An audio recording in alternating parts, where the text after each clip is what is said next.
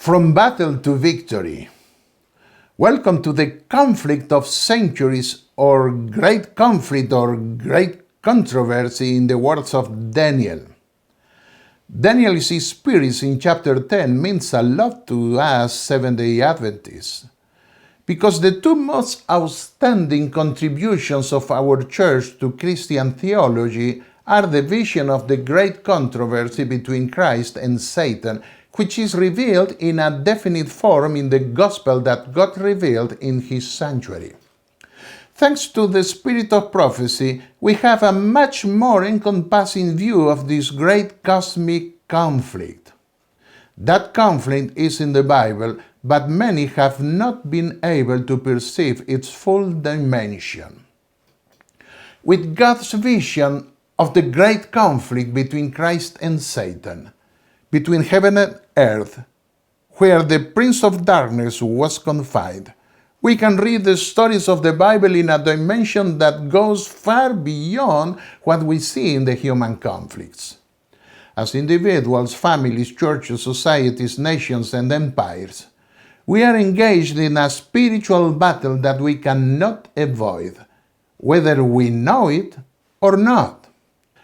And it is important that we understand the nature of that conflict so that we can understand what often happens to us, who to turn to for protection, and how to turn to the winning side. Let us consider the diet of Daniel during the 70 years of captivity. Daniel grieves for 3 weeks, this time not for not understanding the word or vision, but for grasping the tremendous confrontation between good and evil angels who try to influence pagan kings in matters that affect God's people. In those 3 weeks, Daniel did not eat any special delicacies or meat, nor drink wine. Some have wondered if Daniel really ate meat and drank wine, because he rejected these meals from the king's table when he arrived in Babylon.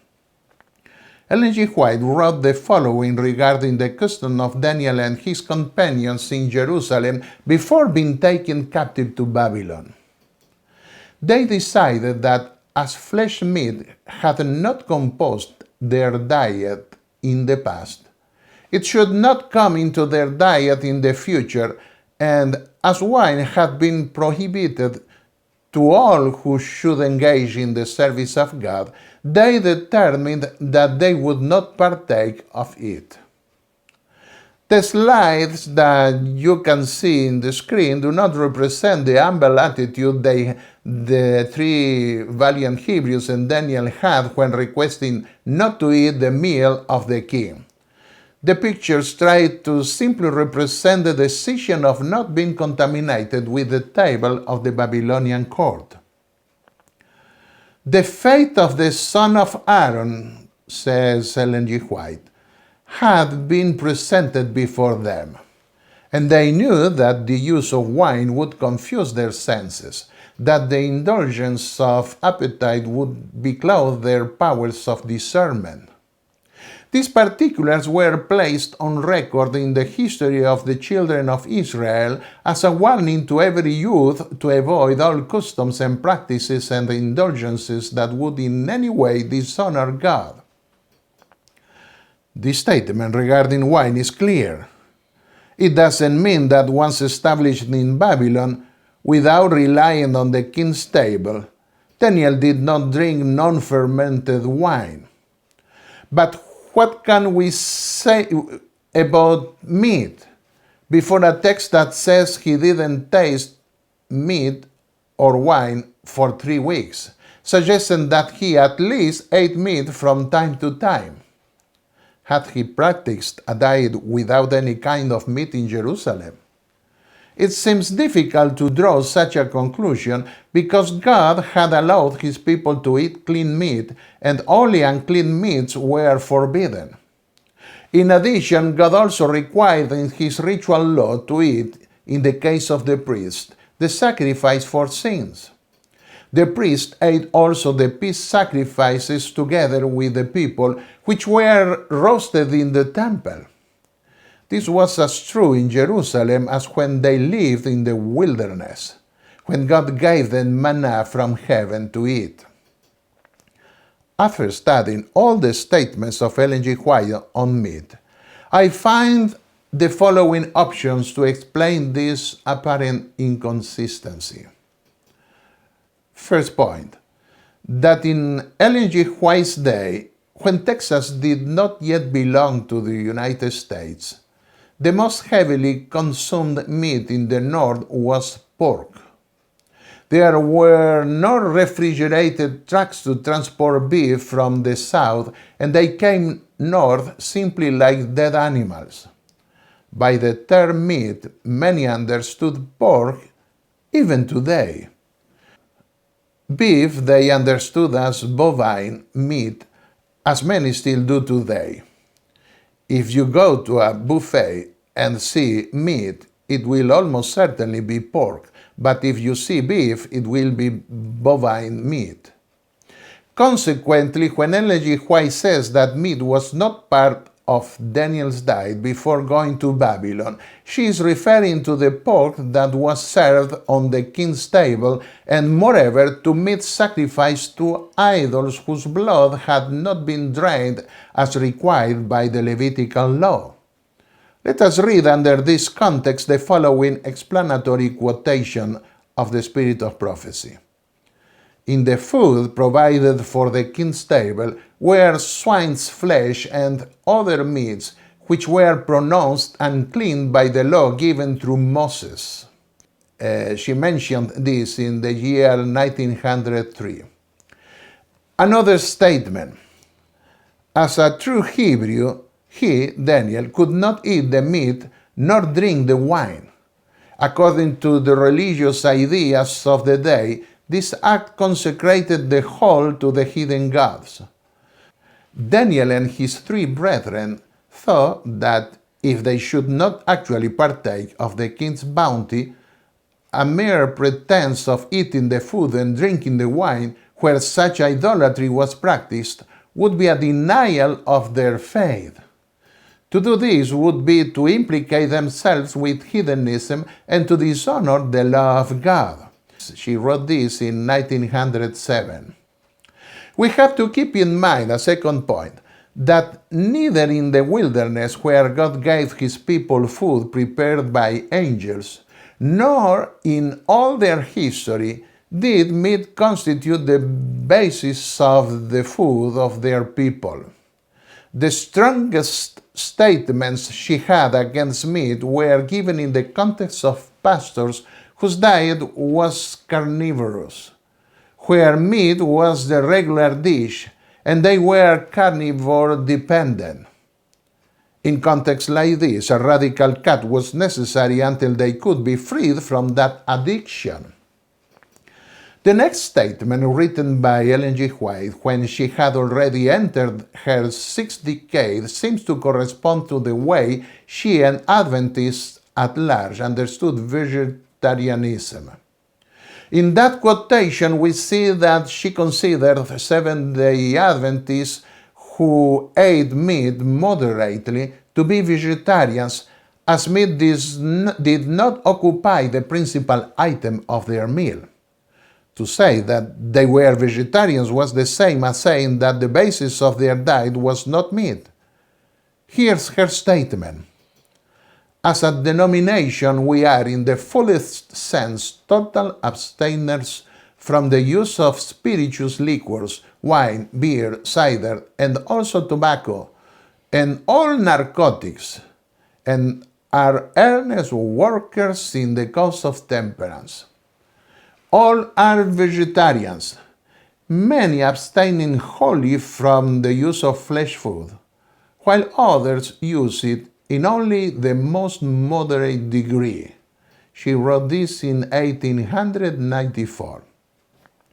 This is in harmony with what she practiced even 11 years later, well into her seventh decade, where there are records that she ate fish.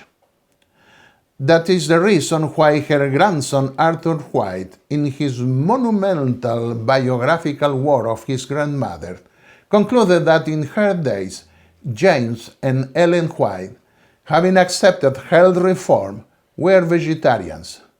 But this did not preclude the occasional use of some meat, especially when non-meat articles were not easily available. Ellen White took a positive stand in Australia in 1896, and from that time onward, no meat appeared on her table. This soon included fish and fowl. When considering precisely what Ellen White ate and checking to see if this accorded with the main body of her teachings, the time, place, circumstances, and the foods available to her should be taken into account.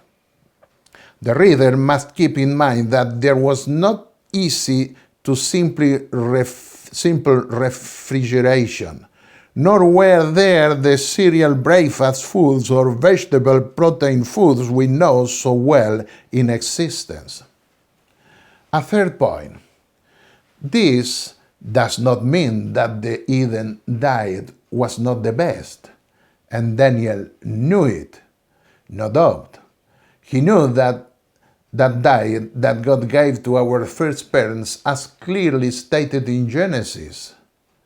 Faced with such a situation in the pagan court where he had to live, he may have resorted to that diet to keep his spiritual senses well awake and not be swept away by the wave of worldliness existing there. Therefore, his example serves especially for us today when the condition of meats with all the pesticides that affect animals and requires greater caution when deciding whether or not to eat meat.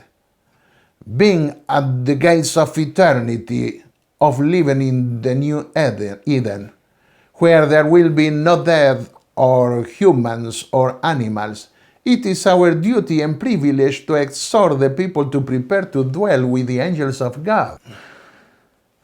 The vision of the man dressed in linen. This is the section, the most important section of chapter 10. When I was 14 years old, I asked God to call me to be a prophet.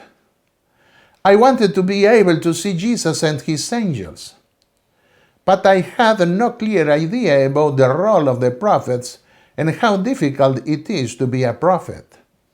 So today I don't know whether to thank God for not responding to my prayer. Daniel in his last vision felt weakened and fell to the floor semi-fainting when a man dressed in plain linen appeared to him in vision.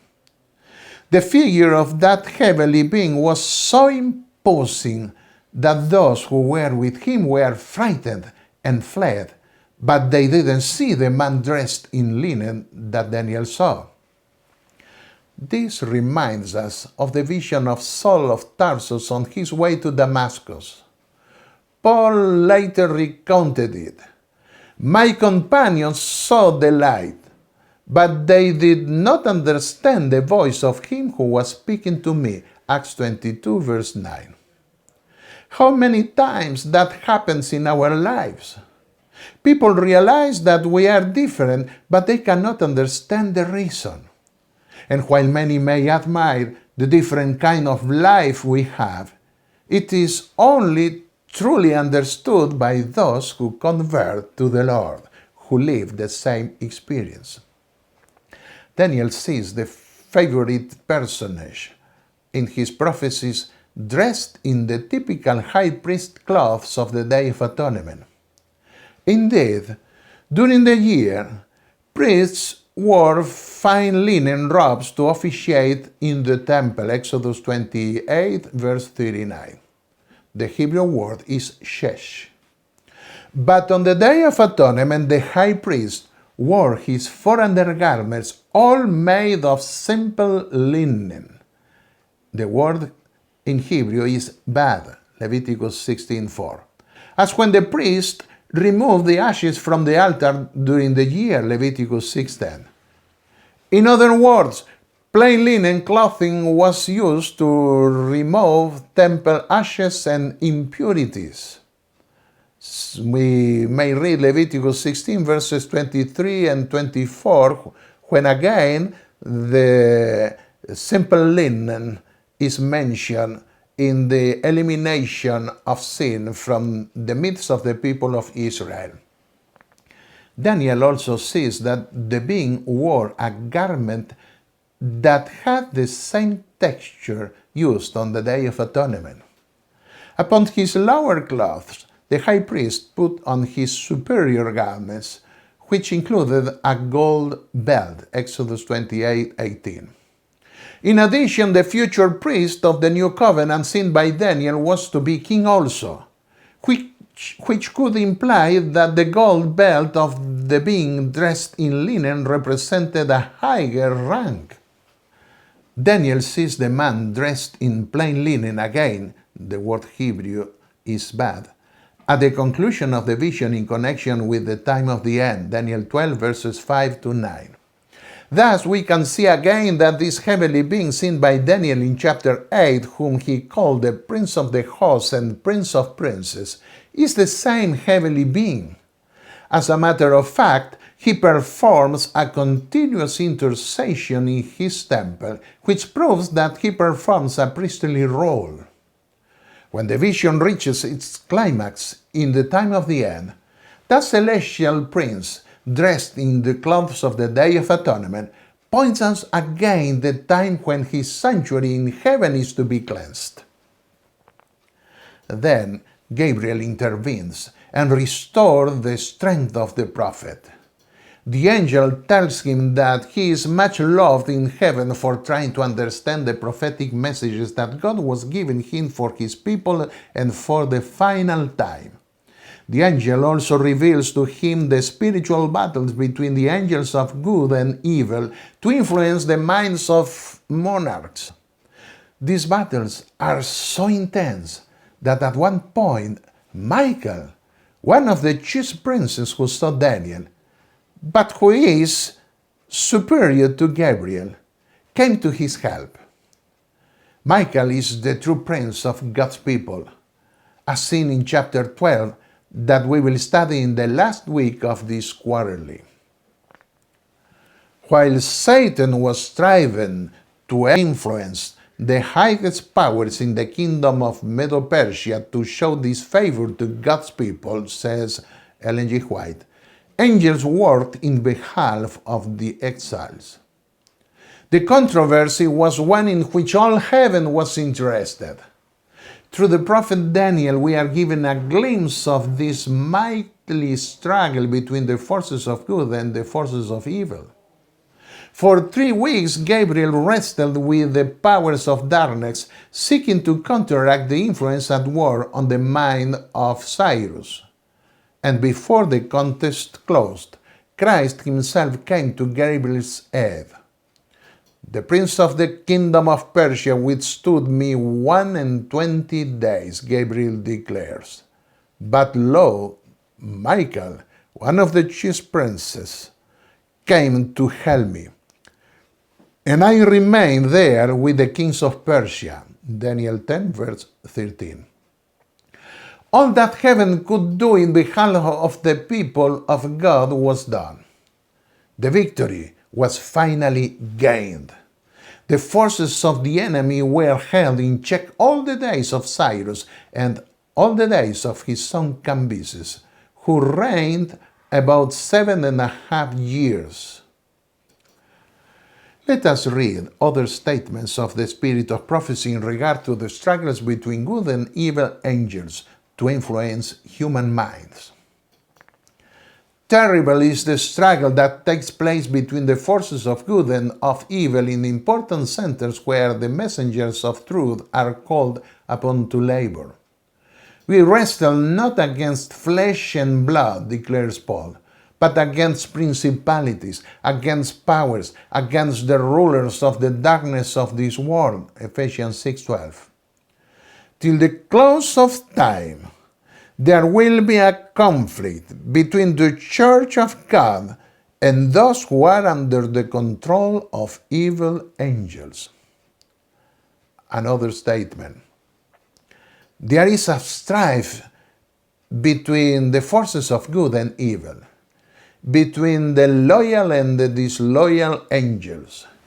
Christ and Satan are not an agreement, and they never will be. In every age, the true Church of God has engaged in decided warfare against satanic agencies. Until the controversy is ended, the struggle will go on between wicked angels and wicked people on the one side, and holy angels and true believers on the other. In the host of evil there is jarring and discord, but they are all firm allies in fighting against heaven. Their own aim is to disparage God, and their great numbers lead them to entertain the hope that they will be able to dethrone omnipotence. We should ever keep in mind that unseen agencies are at work, both evil and good, to take the control of the mind. They act with unseen yet effectual power. Good angels are ministering spirits, exerting a heavily influence upon heart and mind, while the great adversary of souls, the devil and his angels, are continually laboring to accomplish our destruction. Let's not sleep, because everyone who sleeps on a battlefield will meet the lost. In their last desperate struggle, the evil angels gathered the world for the ultimate battle, Armageddon.